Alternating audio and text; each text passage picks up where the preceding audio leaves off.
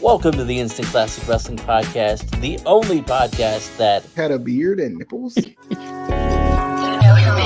Welcome in to the Instant Classic Wrestling Podcast, the only podcast that is always, I mean and yes, always, I hate you. He means always, she means always, they mean always, you mean always, an Instant Classic. Danny done. Welcome to the Instant Classic Wrestling Podcast, the only podcast that had a beard and nipples. I can't stay here. What is going on, good people? Back at it again. The Instant Classic Wrestling Podcast, the only podcast that has a beard and nipples. Yeah, I didn't say that. They said that.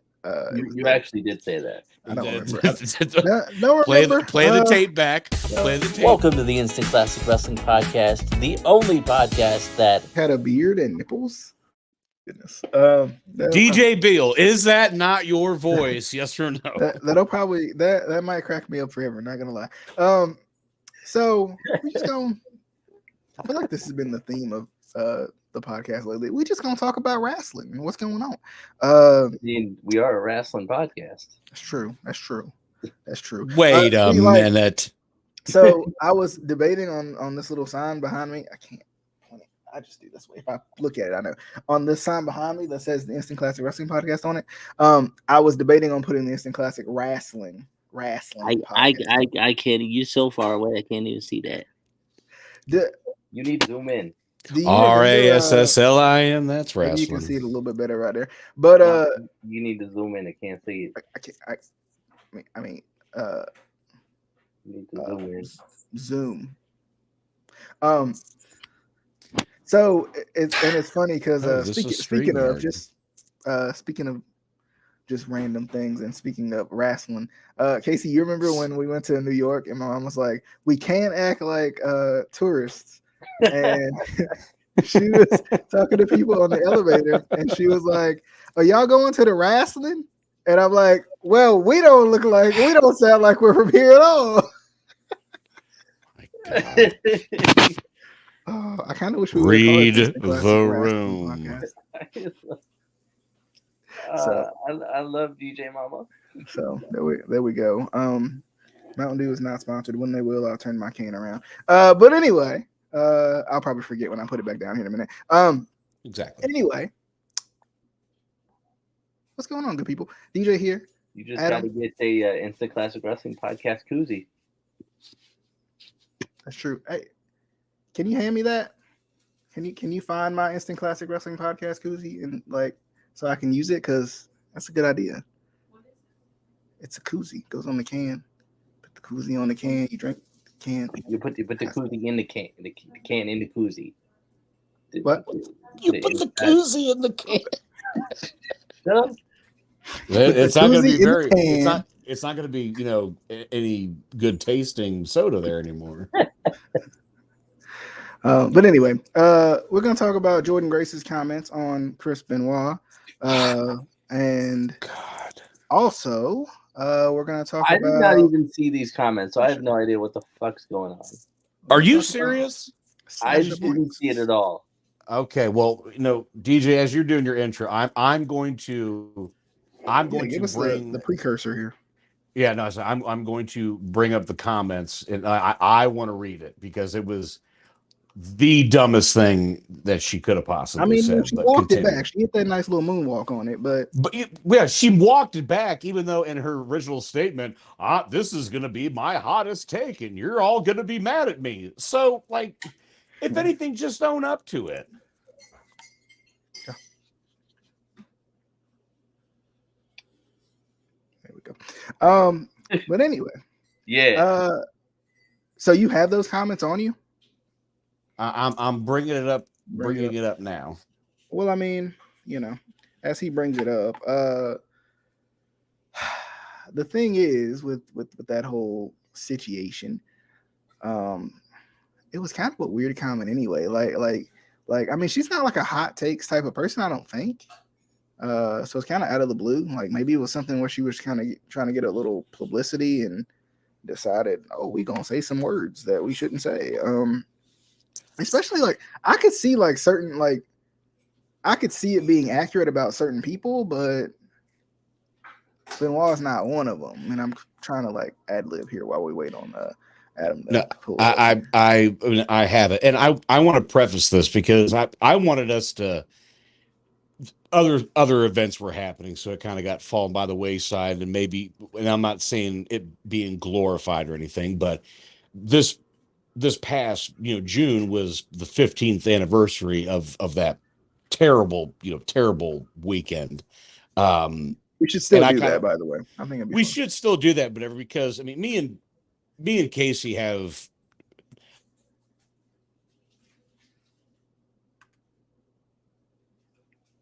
What y'all do? Hello? What happened? What y'all do though? I don't even know what we did. I was waiting in anticipation. Cut out. Anticipation. Adam, you cut out. That figures. Anyway, I mean, I could say that that we haven't debated, but we had talked about it a lot, and we've had our theories and whatnot, and the bottom line is like we'll never know what happened. I mean, like the end result being that all three of them are dead, and it is presumed that Chris Benoit killed Nancy and Daniel, then himself. That's been debated. It's been talked about. It's been covered to death. Et cetera, et cetera. That seems to be the general consensus. There's things about that event that to me don't add up. And that doesn't mean I'm defending Chris Benoit. I'm not saying that at all. It's just, to me, there are a lot of inconsistencies.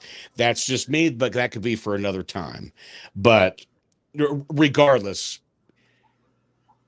by his hand, I don't condone what he did that weekend, but I think there are prevailing circumstances. Anyway, on to Jordyn Grace. Again, this has since been deleted. This is going to be the coldest take I ever tweet on this app. I already know y'all going to be mad.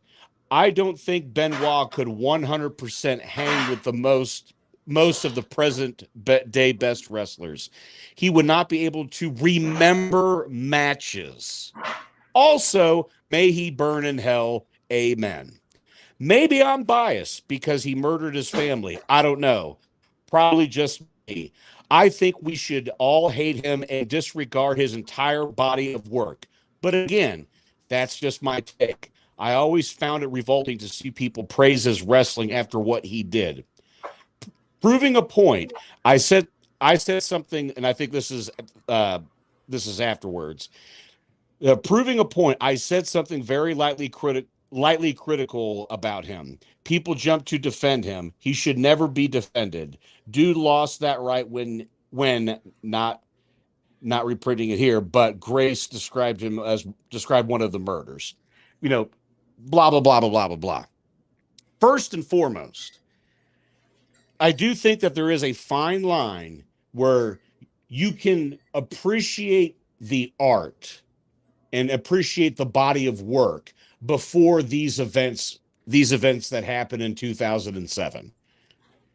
Just because that you can still watch his matches and you can talk about great moments, that doesn't mean you're defending a murderer. Because again, we're talking about pro wrestling here, not real life. And right offhand, if she thinks that he couldn't hang with any of the wrestlers today, you are stone cold stupid. Chris Benoit alone would outwork anybody in WWE, AEW, Ring of Honor, Impact, whatever. And he didn't have to remember matches because he just had them. He didn't have the hours upon hours rehearsing spot for spot. No, he could go out there and call a match. So that's a bad take. And by the way, Jordyn didn't know Chris, didn't know Nancy, and didn't know Daniel. So, I mean, again, this is Mount Rushmore bad takes. You can say he can burn in hell. You can say all that shit. But right offhand, he couldn't hang with the present day talent. Stupid. Freaking stupid. Yeah, and I think too, like, getting back into that, like, I agree. Like you the last portion of that statement, like how you feel about him personally is one thing because of the the extenuating circumstances, but in terms of like when you talk about him as a worker, I think it's entirely different, right? I mean, from what we know or what we assume, he may not have been the greatest person at the end of his life, but at the end of the day, in terms of his in-ring product and the work that he put in, I mean, we've even heard people talk. I think it was in the Dark Side of the Ring, like how much he would beat himself up for a bad moment in a match, and he was just so passionate about the business, and so passionate about doing what he needed to do. And my thing is, going back to it too, like when it comes down to like him not being able to work with the guys of today, I mean, I think, let's be honest, like he'd be a perfect fit for the guys of today because they're small, they're small. Like they're like he was a guy who excelled when the guys were larger than life and Hogan-esque, and that's what Vince looked for, but he was a guy who was able to overcome that, right? Like, and I think like some of these like hot takes or whatever tend to come out about Benoit because of how his life ended, not necessarily because of how he was in the ring. Because I find him and Eddie to be very similar, as workers. Of course they have their different styles, they have their differences, but I think like they were both smaller guys. They both were very believable in what they did. That's the key word. That's the key word. He was believable. He wasn't great as a promo, but he didn't have to be. He got the message across. I mean, that's all you needed to do. I mean, it was kind of like Brett. Brett got better with his promos, but he was never a really strong promo. His 97 stuff was fantastic, but that wasn't what you were there for. You weren't there for the Chris Benoit promo. You knew you were going to see an excellent match, and you're allowed. This is just my opinion, if you want to call this a cold take, Jordyn. But my thing is, hey, I can say O.J. Simpson was one of the greatest running backs that ever played the NFL. Who killed 2 people? Like, I'm fully acknowledging the wrongdoing that he did. Yes. In the court, he was found not guilty. But we all know what really happened. Mel Gibson, racist, bigoted, homophobic, anti-Semitic. I can still say up until I knew about these things, those movies I'd seen from him are really good. Braveheart, Lethal Weapon, etc. But I fully acknowledge that he is not a good human being. Yeah. Well, and I think too. Sorry. Sorry, Casey. I feel like too, like, and this is I promise I'm gonna be short on this one. Is that a short joke? No. Fucking. No. I feel like it all surrounds like how like Benoit's final days, because it almost makes me wonder, like, and I'm so glad that it didn't happen this way, but if like the roles were reversed, right, and Eddie would have been in that situation, like the circumstance would have been different with Eddie, would people have remembered him differently too? Like I think like it's less about people coming at you as a worker and more about people coming at you because of your personal decisions, and then like trying to lump your work in with that because, well, we can't separate them.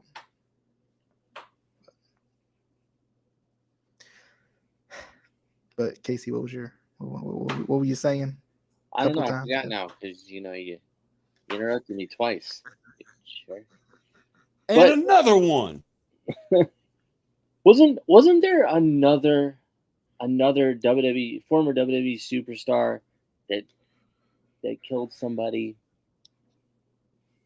Oh, you mean Superfly? That's who it was. And people still talk about his match at Madison Square Garden, and still talk about him like he's one of the best, like still one of the greatest of all time.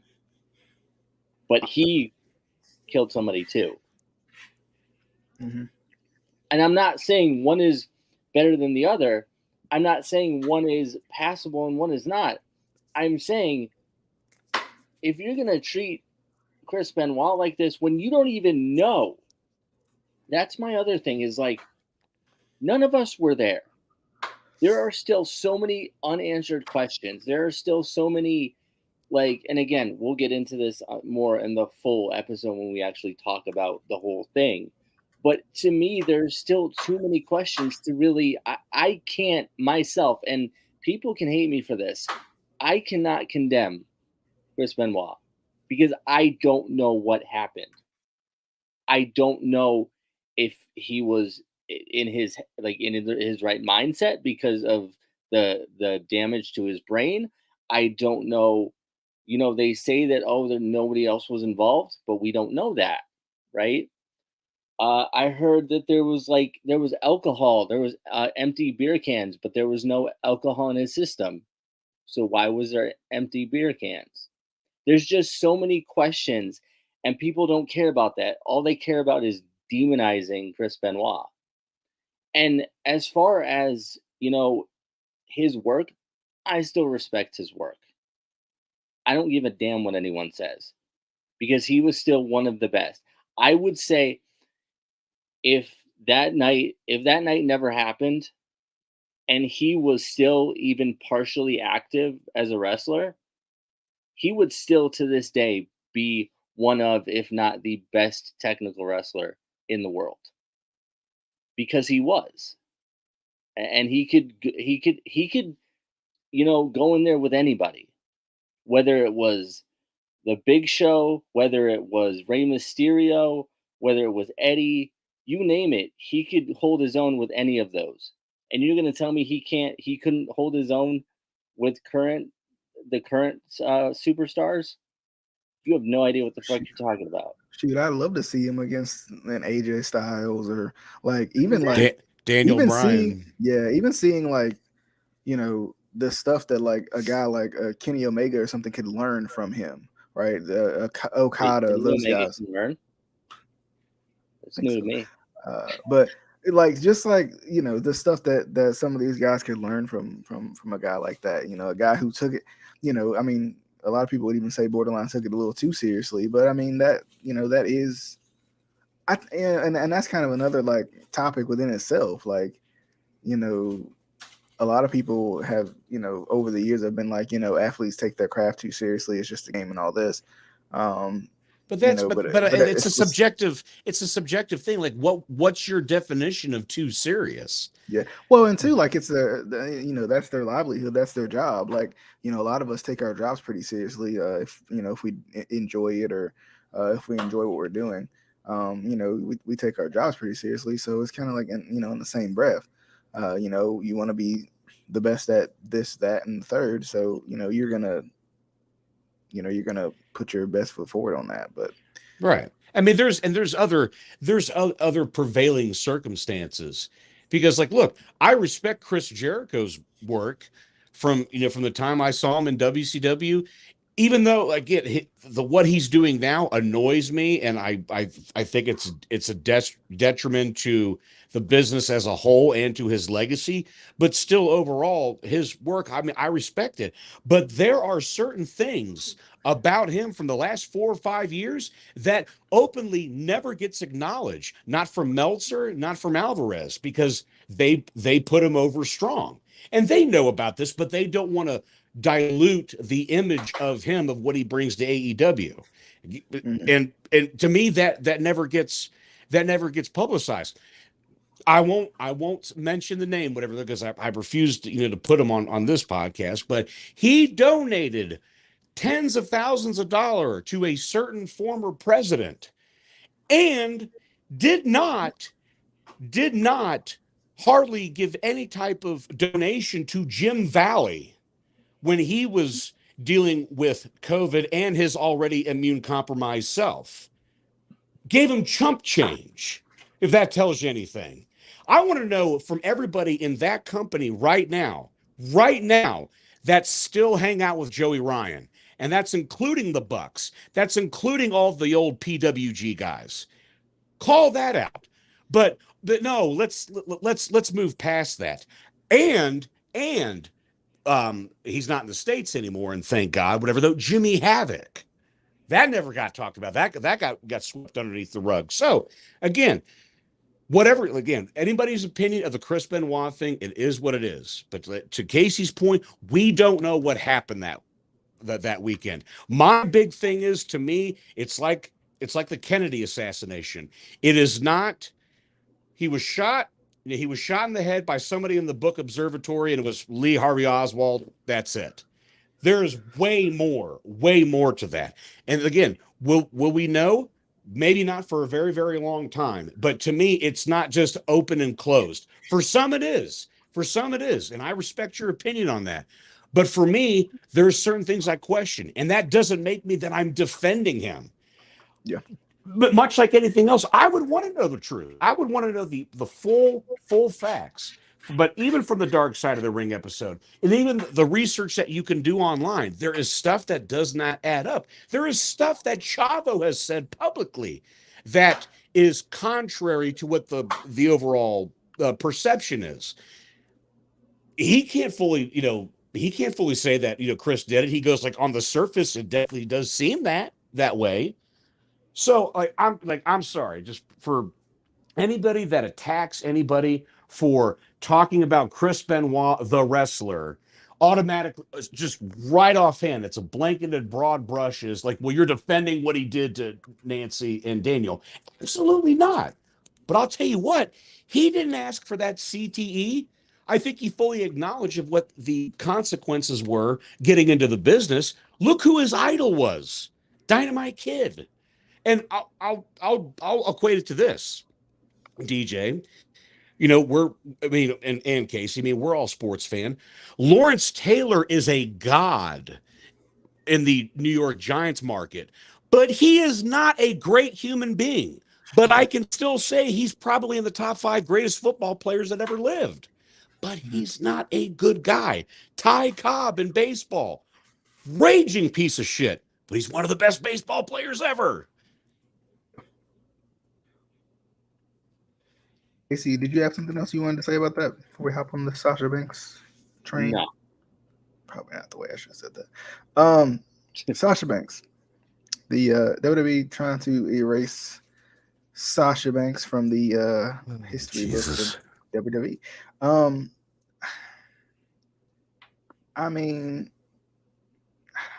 Once again, there's one thing to feel like it's a bad PR move to keep Chris Benoit as something that you promote, and especially if you're a publicly traded company and you have all these sponsorships, and that's one thing. But Sasha Banks got mad because she wasn't being utilized in the way that she wanted to be utilized.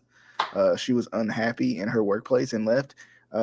And you're gonna act like she didn't do anything for your workplace that is shown to millions of people who obviously won't forget.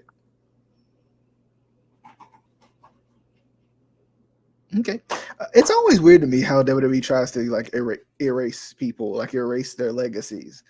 Like you think we're not going to remember the women's revolution, and how are you going to talk about it without What?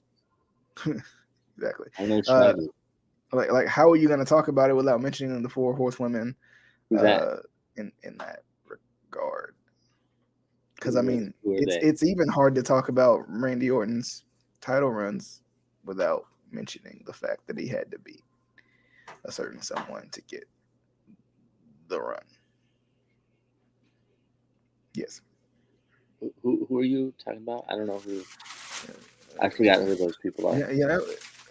By that logic, WWE did a pretty good job. But yeah, Splendid work, WWE. I've always just found that so wild. And like, there's one thing to like be like marred in controversy that's just a PR nightmare, but this is just somebody being unhappy and don't want to work for you.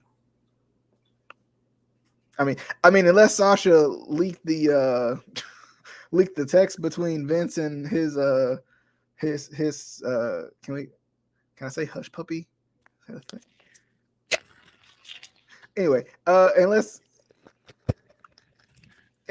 Sasha leaked that, then there might be a little bit of a different circumstance. Maybe they want to silence her a little bit. But speaking of that, real quick, supposedly it was Jackie Gata that leaked it, or I mean, at least if connecting the dots, that's who supposedly it was. It maybe it was Sasha. I don't know, but if that's the case, she is the Bob Woodward and Carl Bernstein of the professional wrestling business.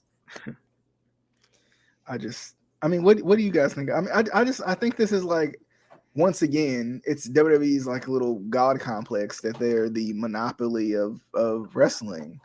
Like what you've done before us doesn't matter. What you do after us doesn't matter. It only matters what you did here. And once we erase you from here, like nobody knows who you are. But what have you done for me lately? But then there's AEW, who's turned into depending on who you ask, the second company in the wrestling company in the world, with guys who haven't touched, sniffed, thought about for a while WWE's soil. So what about that? But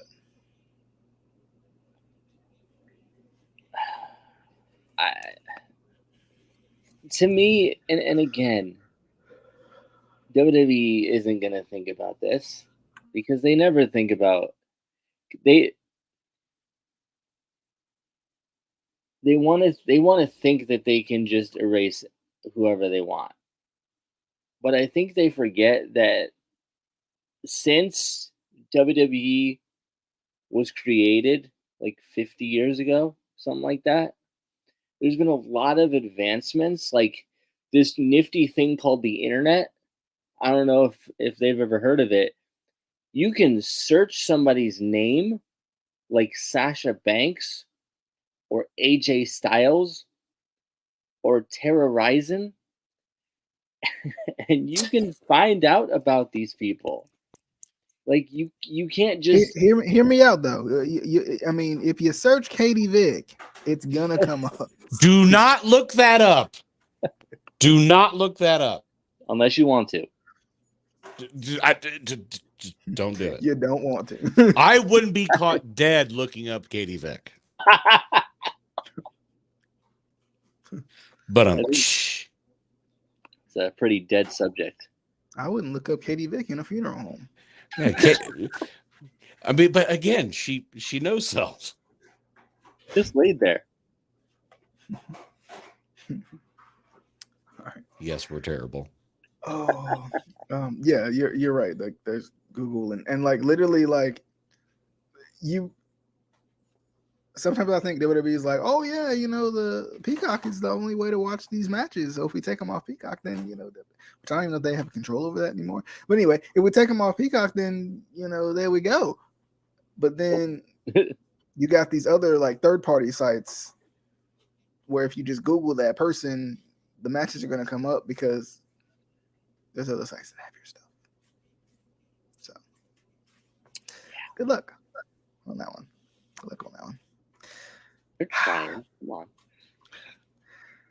Adam, did you have any thoughts on? It's just, again, it's like they always want to get ahead of it. They always want to control the narrative and this, that, and the other. And that, again, that's fine. But like, so we're just supposed to ignore the previous 6 years of her being on the quote main roster. So we're supposed to forget the title reigns she had where she lost it a couple of days later. We're just supposed to forget the incredible run that she had in NXT. We're supposed to forget that great match, fantastic match of the night with Bayley at Takeover Brooklyn. It just never happened.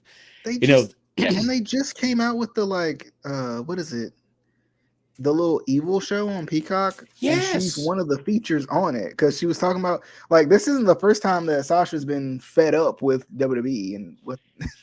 Well, yeah, and that's my thing is like people saying it's childish how she's gone about it. I'm like, okay, that's a different That's a different topic of how she handled it. But right offhand, she obviously had at various points voiced her frustration. It's like, where am I going? Like, what are your guys' plans? Because I mean, for what it's worth, she's a pretty big, damn deal. And was consistently having great matches. Arguably, probably had match of WrestleMania weekend last year against Bianca. And I don't know what they could not see. Could cut a promo, had a great charisma. The only thing that I thought lacked is that they never let her just be that vicious bitch heel that she was in NXT. I'm like, there's your money. And there were so many people, so many girls in the back that would have had a great program with her. A babyface Becky Lynch, a babyface, Bailey, et cetera, et cetera. Charlotte, like whomever. Yeah, but and she could have elevated somebody. She elevated Bianca. Yeah. I feel like WWE's at a weird place too, where like they're in between this. Oh, we have established stars that we kind of established ourselves a little bit, but they're too big for us now. So we gotta make our own again, because what you've done before us doesn't count. Because and again, even the main base of people that watch, they remember how you use them. Even the casual fan is going to remember how you use them. She's saying that she's the boss and this, that, and the other.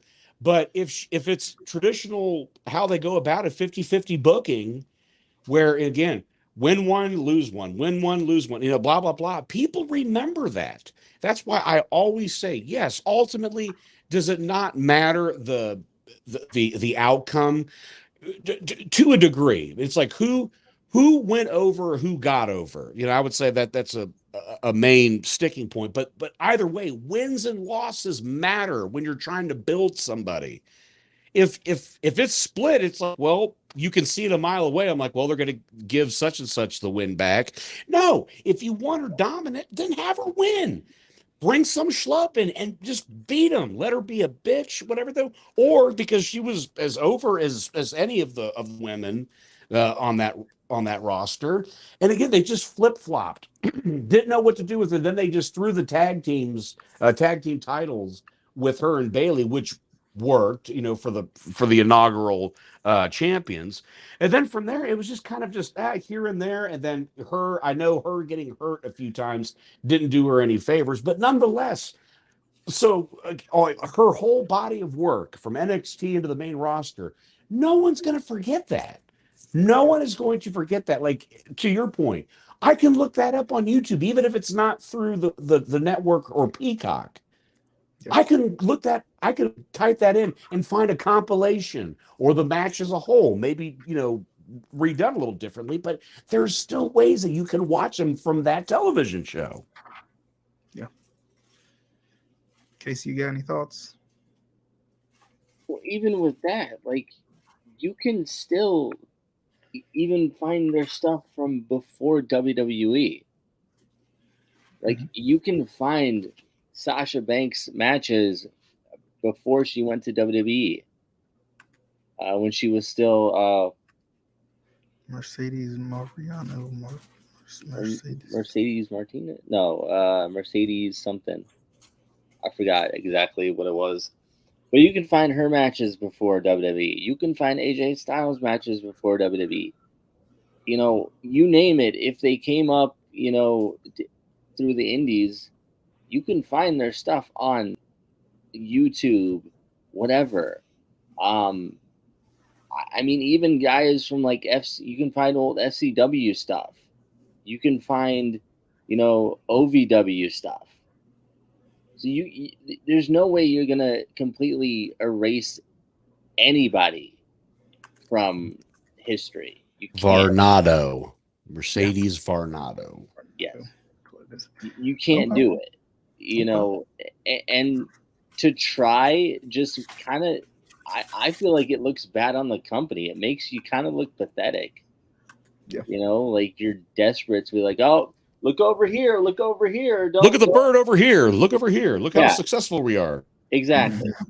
Don't pay attention to the person that we just let go who brought us a lot of money and was really, really talented and popular and Or fucked up what's with. the other one? Well, she was just unprofessional. Yeah. Okay, in your estimation, but if her just speaking her mind is unprofessional, then everybody needs to do the same. Well, I mean, you guys got any final thoughts on this? Jordyn Grace is a moron. Shut your trap.